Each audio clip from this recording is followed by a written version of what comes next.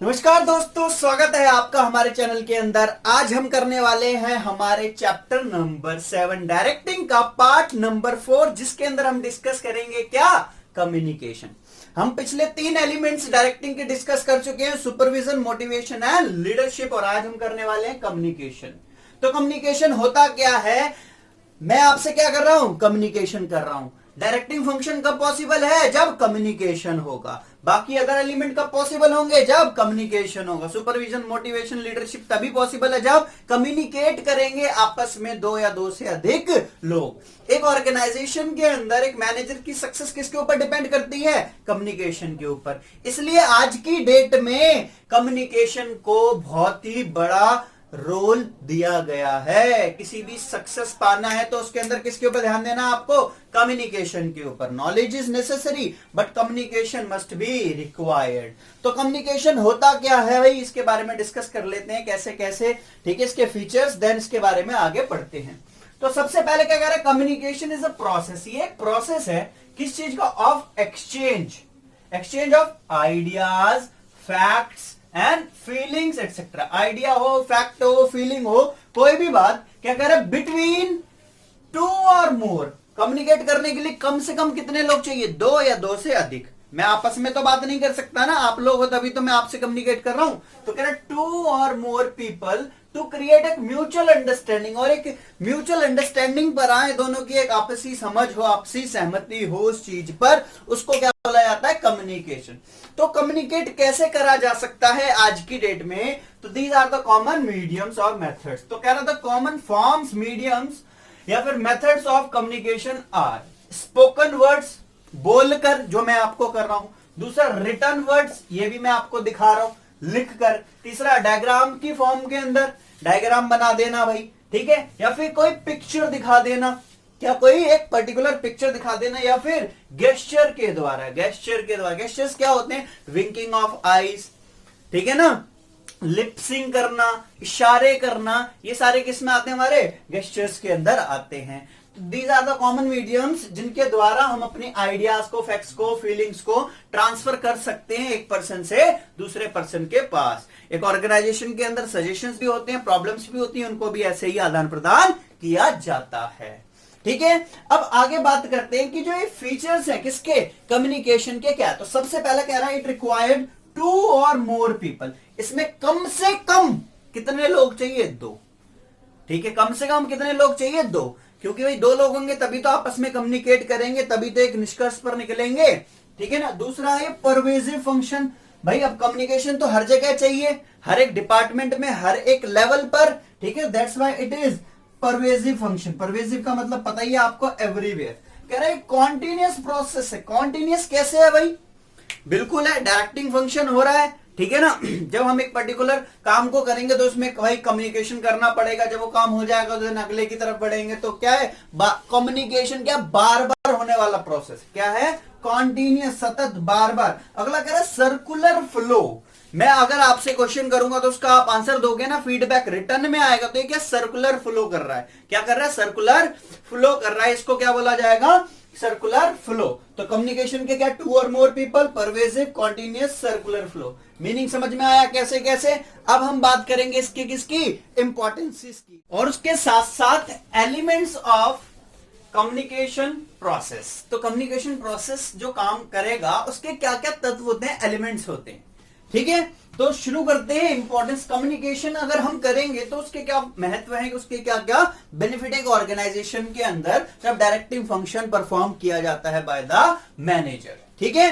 तो शुरू करते हैं। तो सबसे पहला क्या कह रहा है कि फैसिलिटेट्स कोऑर्डिनेशन। फैसिलिटेट्स का बेसिकली आपको मतलब पता होना चाहिए, क्या, हेल्प किस चीज में करता है, कोऑर्डिनेशन, समन्वय स्थापित करने में। तो एक ऑर्गेनाइजेशन के अंदर एक डिपार्टमेंट तो काम कर नहीं रहा, there are so many department, तो उन सबके बीच एक अच्छा कोऑर्डिनेशन तभी मेंटेन हो सकता है जब स्मूथ फ्लो ऑफ क्या होगा, कम्युनिकेशन होगा। किसके द्वारा, मैनेजर के द्वारा। तो कम्युनिकेशन का होना बहुत ज्यादा जरूरी है, और अच्छा कम्युनिकेशन होना चाहिए एक ऑर्गेनाइजेशन के अंदर, तभी कोऑर्डिनेशन एस्टैब्लिश हो सकता है। तो कम्युनिकेशन का यह भी बेनिफिट है, ठीक है। दूसरा क्या कह रहा है, provide data necessary for decision making.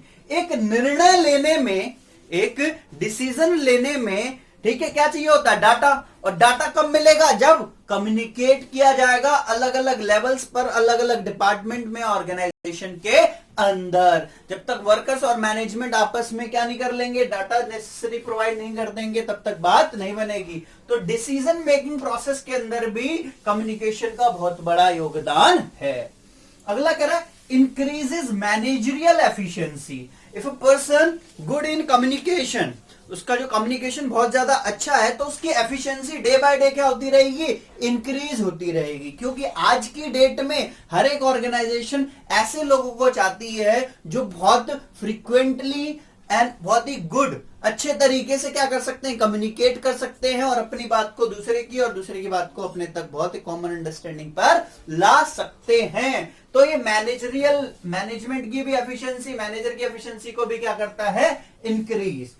अगला कह रहा है प्रमोट। किस चीज को प्रमोट कर रहा है? कॉपरेशन, सहयोग एंड इंडस्ट्रियल पीस। इंडस्ट्रियल मतलब जो भी औद्योगिक शांति, पीस।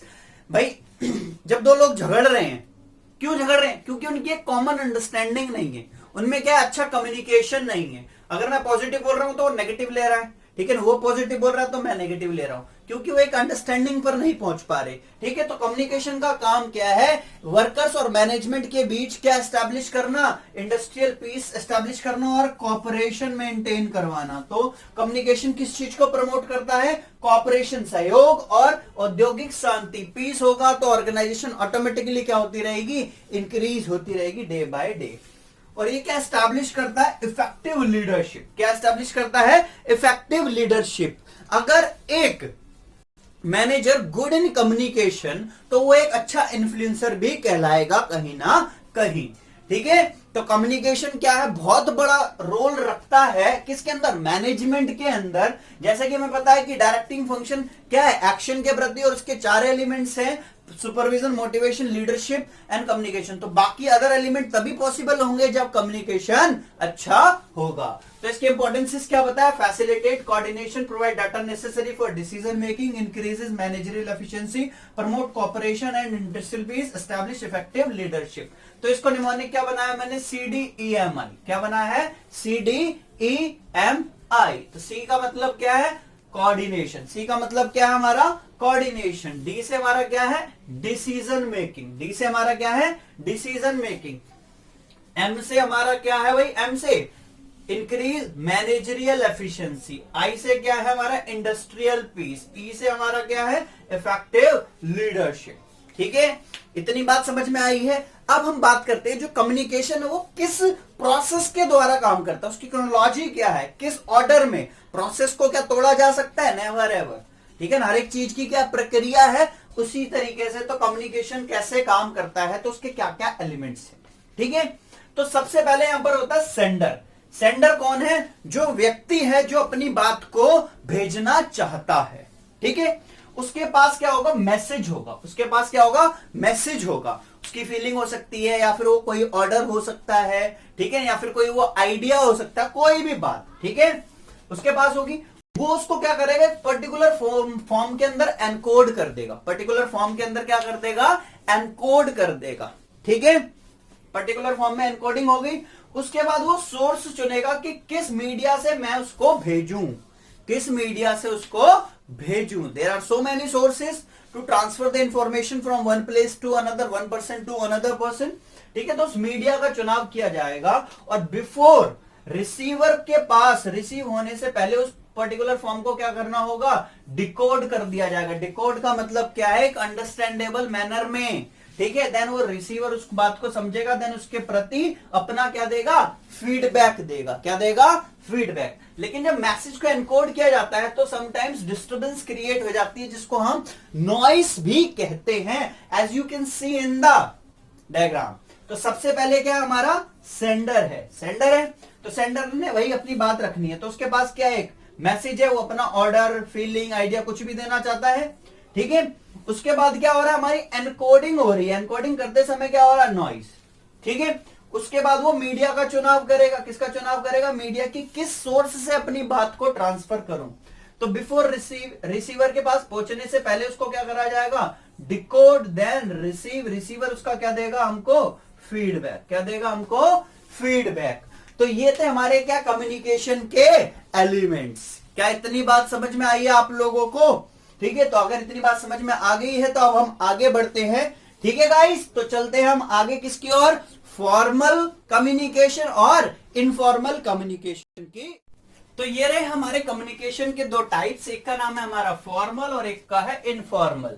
फॉर्मल हमने ऑर्गेनाइजिंग चैप्टर में भी पढ़ा था, फॉर्मल ऑर्गेनाइजेशन और इनफॉर्मल ऑर्गेनाइजेशन। तो फॉर्मल इनफॉर्मल का आपको मतलब पहले से ही पता है। अगर systematic orderly official chain of command को जो चीज फॉलो करे उसको बोला जाता है फॉर्मल।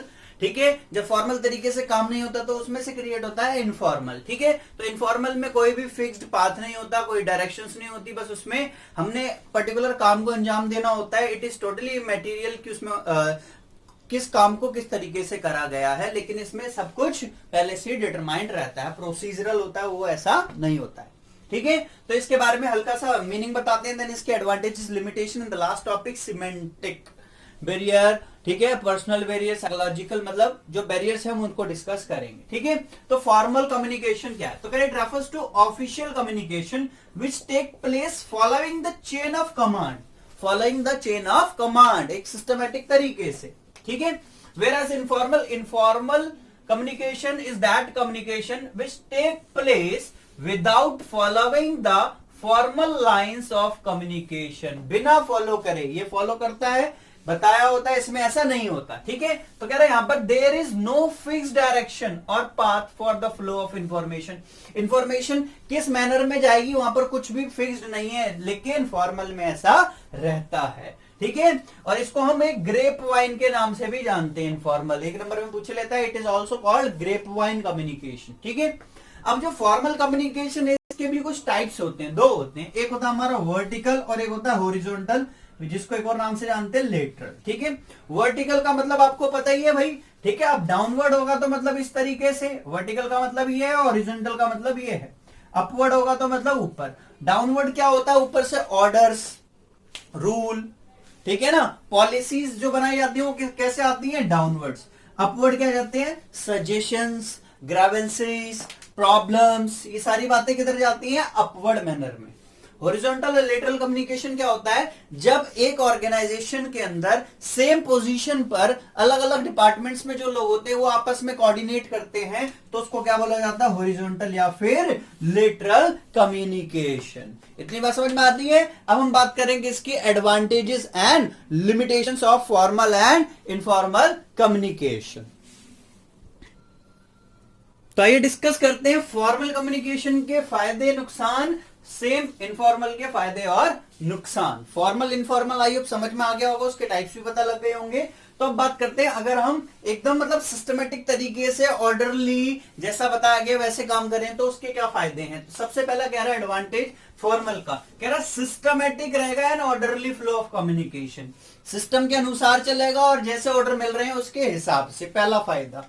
दूसरा, identify the source of communication, किस सोर्स से कम्युनिकेट किया गया है, A to B, B to C, C to D, उसको इजिली क्या करा जा सकता है? आइडेंटिफाई करा जा सकता है, क्योंकि इसके अंदर पहले से ही सारी बातों को डिटरमाइन कर लिया गया था, सेट कर दिया गया था। कह रहा नो डिस्टॉर्शन, डिस्टॉर्शन का मतलब होता है गड़बड़। क्या होता है? गड़बड़। इसके अंदर गड़बड़ ही नहीं हो सकती, क्यों? क्योंकि इसमें सारी की सारी बातें पहले से ही क्या है? फिक्स्ड है, पाथ क्या पहले से ही पता है। ठीक है, अगला कह रहा है हेल्प्स इन कंट्रोलिंग, इसके अंदर एक्यूरेट इंफॉर्मेशन को, जो भी हमने सोचा है, स्टैंडर्ड सेट किया है कम्युनिकेशन का, उसको एक्चुअल में इजीली क्या करा जा सकता है? चेक किया जा सकता है, वास्तविकता को मापा जा सकता है। ठीक है, अब बात करते हैं लिमिटेशंस की इसकी। ठीक है, तो पहला क्या है? कहता है ये स्लो है because of scalar chain of authority, scalar chain of authority, scalar chain of authority. Scalar chain में क्या था कि जैसे कि A B C D chain can not be violated, सिर्फ इमरजेंसी सिचुएशन में उसको तोड़ा जा सकता, तो इसके कारण ये क्या है? ये स्लो है। ठीक है, वो क्या होगा? स्पीडी होगा। दूसरा कह रहा है कि इंफॉर्मेशन इज कन्वे, कन्वे का मतलब क्या होता है? ट्रांसफर इन इम्पर्सनल मैनर, यहां पर पर्सनल नहीं हो सकते, यहां पर इम्पर्सनल। चाहे ये मेरा भाई है, चाहे ये मेरा भाई है, ये क्या कह रहा है? भैया आप काम कर देना, ठीक है, नहीं कर सकते, क्योंकि यहां पर क्या है? फॉर्मल है। यहाँ पर पर्सनल फीलिंग को कंसीडर नहीं किया जा सकता। यहाँ पर किस मैनर में काम होता है, इम्पर्सनल में। तो कह रहे information is conveyed in impersonal manner, ठीक है, कोई भाई बंधु वाली बात नहीं। समटाइम्स क्या कह रहे हैं, accurate information may not be transmitted. Sometimes होता है ना एकदम मतलब ताजा खबर है, बढ़िया खबर है, लेकिन वो क्या मचा सकती है, आतंक मचा सकती है। तो उसको क्या करते हैं, ट्रांसफर नहीं किया जा सकता। किस चीज को, आलोचकों, क्रिटिसिज्म का मतलब होता है आलोचना करना, आलोचकों से बचने के लिए। तो समटाइम्स कह रहा है accurate information may not be transmitted to avoid criticism, ठीक है, आलोचना से बचने के लिए समटाइम्स एक्यूरेट इंफॉर्मेशन ट्रांसफर नहीं करी जाती। किसके अंदर, फॉर्मल के अंदर। तो ये स्लो है, इम्पर्सनल मैनर, और क्रिटिसिज्म को अवॉइड करने के लिए एक्यूरेट इंफॉर्मेशन ट्रांसफर नहीं होती है। अब हम बात कर रहे हैं इनफॉर्मल कम्युनिकेशन के फायदे। इनफॉर्मल कुछ भी पता नहीं है, ठीक है, जिससे नहीं होता इससे। तो इस तो सबसे पहले क्या है, स्पीडी है, क्योंकि इसके अंदर कोई भी फिक्स डायरेक्शन नहीं है, पाथ नहीं है, कोई भी किसी से भी, हमें काम से मतलब है, बात से मतलब है, पहुंचाने से। दूसरा है फिल्स द गैप इन फॉर्मल, जो फॉर्मल में गलतियां रह गई, जो कमियां रह गई, उसको कौन पूरा करता है, हमारा इनफॉर्मल कम्युनिकेशन। कोई भी ऑर्गेनाइजेशन पहले से ही इनफॉर्मल के ऊपर डिपेंड नहीं होती, हमेशा किसके ऊपर होती है, फॉर्मल के ऊपर। अगला कह रहा है सेटिस्फैक्शन ऑफ सोशल नीड, ये सोशल नीड को पूरा करता है, मतलब सामाजिक जरूरतों को ध्यान में रखते हुए यहां पर कम्युनिकेट किया जाता है। अगला कह रहा है provide emotional, that means personal support to the employees, यहां पर पर्सनल फीलिंग्स को कंसीडर किया जाता है। अब बात करेंगे लिमिटेशंस की, किसकी, लिमिटेशंस की। सबसे पहला तो क्या है, अनसिस्टमैटिक है, कोई सिस्टम नहीं है। ये क्या, अनरिलायबल भी है भाई, अविश्वसनीय, इस पर रिलायबल मतलब इस पर भरोसा नहीं किया जा सकता। दूसरा कह रहा है यहां पर जो रिस्पॉन्सिबिलिटी है, उत्तरदायित्व है, can not be fixed, fix नहीं किए जा सकते, क्या, रिस्पॉन्सिबिलिटीज। अगला कह रहा है डिस्टॉर्शन ऑफ मैसेजेस, यहां पर गड़बड़ी होती है किसकी, मैसेजेस की, क्योंकि इसके अंदर कोई भी फिक्स डायरेक्शन पहले से डिटरमाइन नहीं है। अगला कह रहा है कॉन्फिडेंशियल इंफॉर्मेशन में बी लीक्ड, समटाइम्स क्या होता है, कॉन्फिडेंशियल इंफॉर्मेशन भी क्या हो सकती है, यहां पर लीक कर दी जाती है, क्योंकि यहां पर कोई भी देखने वाला नहीं है, कोई भी सोर्स ऑफ कम्युनिकेशन को आइडेंटिफाई करने का सिस्टम नहीं है। आई होप कि ये कम्युनिकेशन का जो टॉपिक रहा है, मीनिंग, उसके फीचर्स, इंपॉर्टेंस, उसके एलिमेंट्स, ठीक है ना, उसके टाइप्स, फॉर्मल, इनफॉर्मल, उनके एडवांटेजेस, लिमिटेशंस, इतने आपको समझ में आए होंगे। तो इतना एक बार देखिए, आई होप आपने इतना देख लिया होगा। और अब हम लास्ट टॉपिक पढ़ रहे हैं कि कम्युनिकेशन के अंदर कैसे बैरियर्स आते हैं। जैसे कि जब हम रोड पर चलते हैं तो समटाइम्स क्या मिल जाते हैं, हमको ब्रेकर्स मिल जाते हैं ना, जो कि हमको क्या करते हैं, रोकते हैं, हमारी स्पीड को कम करवाते हैं। तो ऐसी कम्युनिकेशन में बीच में रोड़ा डालने वाले बैरियर्स हैं, जो उसको क्या कर देते हैं, रोकवावट डाल सकते हैं। तो ये 4 प्रकार के बैरियर्स जहां से केस स्टडी हमेशा बनती है। तो सबसे पहला सिमेंटिक बैरियर, दूसरा साइकोलॉजिकल, तीसरा ऑर्गेनाइजेशनल और चौथा पर्सनल। तो सिमेंटिक बैरियर बेसिकली मतलब क्या कहता है, इतना याद रख लेना, डबल मीनिंग, बात कुछ थी समझी कुछ, ठीक है। दूसरा साइकोलॉजी, ये आपकी दिमागी बात है। तीसरा क्या करा, ऑर्गेनाइजेशनल की, ऑर्गेनाइजेशन की खुद की वजह से। और लास्ट है पर्सनल बैरियर, अपनी पोजीशन को ना खो दे, तो वहां पर पर्सनल बात को कंसीडर करा जाता है। तो आइए शुरू करते हैं। सबसे पहले सिमेंटिक बैरियर, जिसका मतलब मैंने बताया डबल मीनिंग। तो समटाइम्स कोई बात को हम एक्सप्रेस कर रहे हैं, ठीक है ना, मैंने अब अपने बच्चों को हम कह सकते हैं भैया बैठ जा, मैं कह चलो बैठ जा, ठीक है। तो ये क्या बैडली एक्सप्रेस है, बोलना तो चाह रहे थे लेकिन बोलने का तरीका अलग हो गया, तो जिसका मतलब क्या हो गया, कम्युनिकेशन ब्रेक हो गया। वर्ड्स विद डिफरेंट मीनिंग, आज की डेट में जैसे कि 1 मिलियन वर्ड्स हैं हमारे इंग्लिश के अंदर, तो एक ही वर्ड के अलग अलग मीनिंग्स होते हैं, जो क्या कंफ्यूजन क्रिएट कर सकते हैं। या फिर फॉल्टी ट्रांसलेशन, जैसे नेचर को हमने बोल दिया नटूरे, नॉलेज को बोल दिया कनॉलेज, ठीक है ना, इस प्रकार से। और लास्ट है technical jargon. Technical jargon basically तकिया कलाम, कुछ जैसे कि ऑर्गेनाइजेशन के अंदर जो सुपीरियर है उनके अपने क्या कुछ टेक्निकल वर्ड्स हैं, जिसको उनके सबऑर्डिनेट्स नहीं समझ सकते। जैसे कि हमारे अकाउंट्स के भी क्या है, टेक्निकल वर्ड्स है ना, ठीक है, जिसको अकाउंट्स कॉमर्स की फील्ड के ही बच्चे समझ सकते हैं, आर्ट्स और साइंस के नहीं, तो उसको बोला जाता है टेक्निकल जार्गन, ठीक है। अब बात करते हैं किसका, साइकोलॉजिकल बैरियर। साइकोलॉजिकल मतलब दिमागी रूप से, ठीक है ना। तो अब कह रहा है प्री मैच्योर इवैल्यूएशन, किसी की बात को हमने पूरा नहीं होना दिया लेकिन उससे पहले ही सोचने लगे। कई सारे सीरियल्स होते हैं ना, दिखाया जाता है उसके अंदर कि भाई उसने बात कंप्लीट नहीं करी लेकिन उसने सोचना विचारना पहले से शुरू कर लिया और उसका कंक्लूजन भी निकाल लिया, जिससे मिसअंडरस्टैंडिंग क्रिएट हो जाती है। तो कम्युनिकेशन में ये भी एक बैरियर है। लैक ऑफ अटेंशन, जब बात कम्युनिकेशन हो रहा था तब हम इतने अटेंटिव थे ही नहीं जैसे कि आप लोग क्लासरूम में मोस्ट ऑफ द टाइम रहते हैं। तो इस वीडियो को अच्छे से समझना है तो अटेंटिव होना पड़ेगा। अगला कह रहा है पुअर लिसनिंग, हम सुनते ही नहीं है। बाकी समटाइम्स होता है ना, सुना ही नहीं तो आप कहां से जवाब दोगे, ठीक है। अगला कह रहा है पुअर रिटेंशन, क्या कह रहा है पुअर रिटेंशन, हम रिटेन नहीं कर पाए उस बात को। तो एग्जाम हॉल में सबसे ज्यादा आपके साथ यही होता है, ठीक है ना। तो ऐसी कम्युनिकेशन के अंदर अगर आपने उसकी बात को रिटेन नहीं करा, सुना नहीं, अटेंटिव नहीं रहे, तो सारी की सारी बातें किस पर आ जाती हैं, साइकोलॉजिकल बैरियर पर। और लास्ट डिस्ट्रस्ट, चाहे वो बंदा भगवान राम के मुंह से क्यों ना बुलवा दे, अगर उस पर ट्रस्ट नहीं है तो वही बात बन ही नहीं सकती, क्योंकि उसके दिमाग में वही घुसा हुआ है कि he is such negative person, ये मेरे लिए अच्छा कर ही नहीं सकता, ठीक है ना। तो यहां पर भी कम्युनिकेशन क्या हो जाता है, ब्रेक हो जाता है, जो कि एक बैरियर के रूप में कंसीडर किया गया है। अगला कह रहा है ऑर्गेनाइजेशनल बैरियर। ऑर्गेनाइजेशन जो है, जहां पर कम्युनिकेशन की जरूरत है, जहां पर डायरेक्टिंग फंक्शन परफॉर्म किया जा रहा है, जिसमें कुछ एलिमेंट्स हैं, ठीक है ना।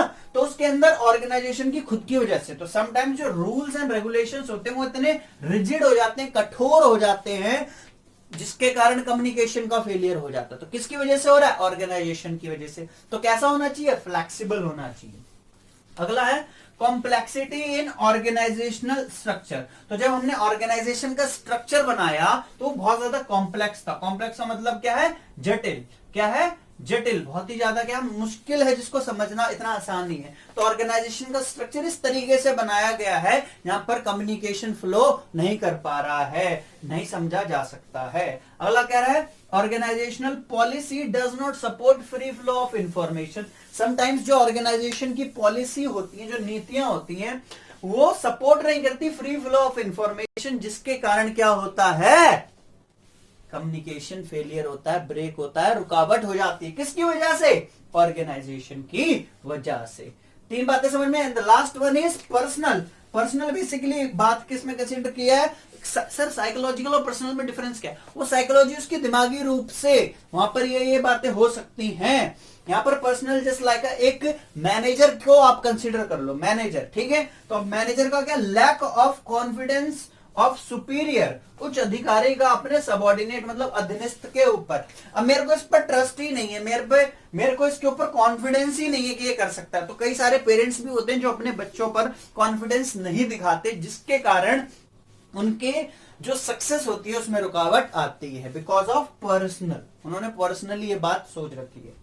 अगला कह रहा है अनविलिंगनेस टू कम्युनिकेट। कौन नहीं कर रहा अनविलिंग, अनविलिंग कौन है, सबॉर्डिनेट। सबॉर्डिनेट अपनी स्वेच्छा से कम्युनिकेट ही नहीं कर रहे, वो सजेशंस ही नहीं दे रहे, जिसके कारण, क्यों, क्योंकि इनको भाई उस तरीके से रिटर्न्स नहीं मिल रहे होंगे, उनके सजेशंस को कंसीडर नहीं किया जा रहा होगा। तो ये क्या, उनकी पर्सनल सोच है, उनकी पर्सनल फीलिंग है ना ये।